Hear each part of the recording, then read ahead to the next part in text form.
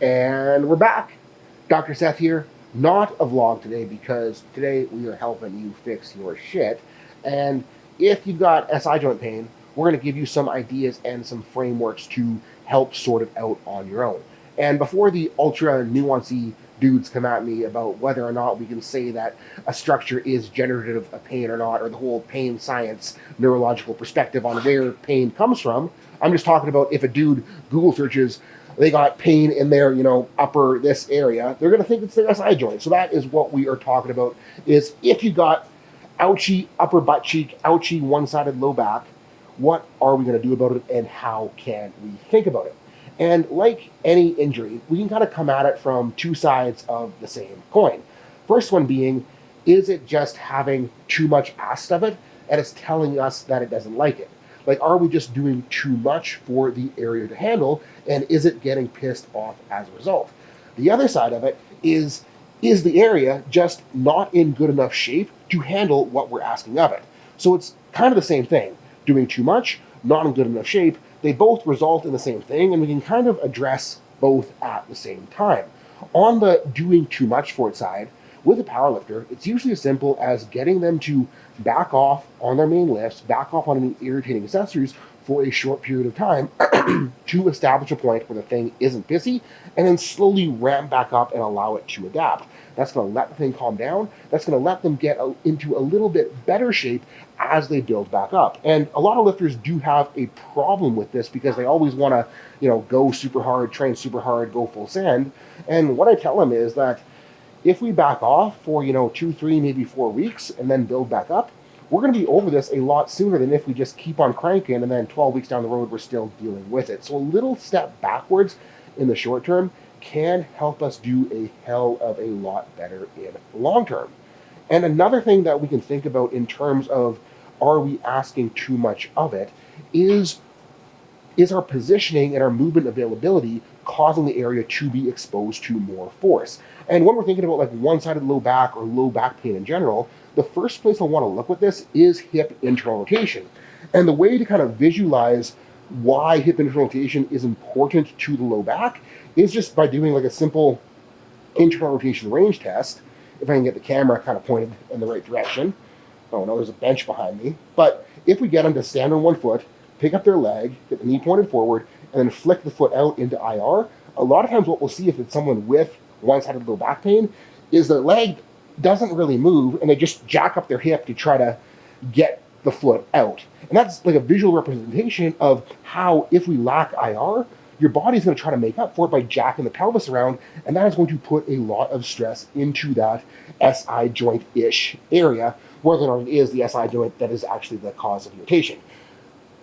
So what we're going to do about that is just work to restore hip internal rotation so that we can remove some loading from the low back.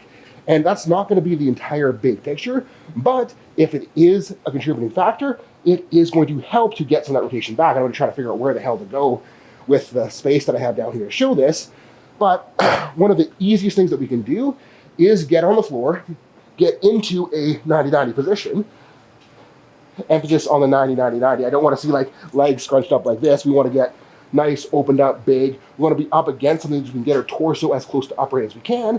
And we can just hang out here, and on this back leg, we're going to be getting into internal rotation.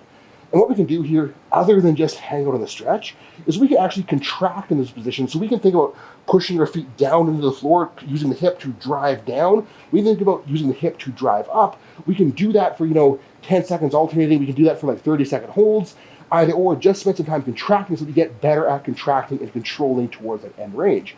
The other thing we can do is we can think about like actually actively moving here. So we can think about using our glute to drive us forward in rotation. We can think about using our hip flexor to pull us back, and we can just do reps back and forth here so we can actually get better at using the hip musculature at this range, which will then carry back over to being able to use it during a squat and deadlift. And I know some of y'all are going to be thinking like, well, I'm never going to be in that position on squat and deadlift, so the carryover can't be that specific. Well, that's where what we're going to do next comes into play. And this is also going to be part of that whole getting things into shape so that they can handle more. So like when we're thinking about this whole like lateral hip, low back complex, basically the SI joint is going to act like the linkage that allows us to transfer force from this hip to the spine. So like when this hip extends, force goes through SI joint, transfer to spine, so we can actually extend unilaterally. It's happening when we extend bilaterally too, so that both are happening at the same time. But if we want to build that up, and if we want to get better at actually using that internal rotation, one of my favorite things to get a lifter to do is a single leg RDL, because when we're doing a single leg RDL, we can think about reaching across, rotating around the hip, getting into that IR. As we extend, we're forcing ourselves to get better at transferring force from this hip to the spine unilaterally, so that we can get better at transferring force when it comes back to something bilateral like a squat and deadlift. And by doing it unilaterally, we're forcing the obliques to work harder, we're forcing the adductors to work harder, we're forcing the hips to work harder, so we can build all of that stuff up so it gets into better shape for our squat and our deadlift. And big thing here is, if we want this to work well, we don't want to be dumping out like we're doing a hip airplane and just kind of hanging out with this open airplane hip, because that isn't training the hip IR. We want to make sure that we are reaching across. And if we're going to load it, if I'm doing it on my right leg, I almost always, there's some circumstances when I would want to load the other hand, but if I'm doing it on my right leg, I'd almost always want to be loading it with my left arm, so I can use the weight to pull me into that IR, and I have to pull out against that weight.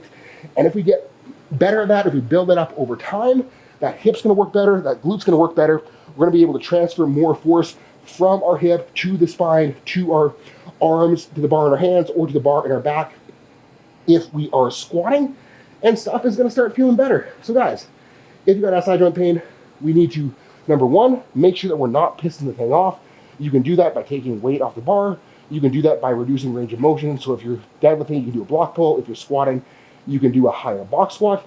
We can look at increasing range of motion at the hip to take torque off of the low back, and we can put it all together and build the thing up to get into better shape with single leg RDLs. And that's not the only things that you can do, but it's at least going to be a decent starting point and give you guys some ideas. And for most people, that's going to be enough to get the job done.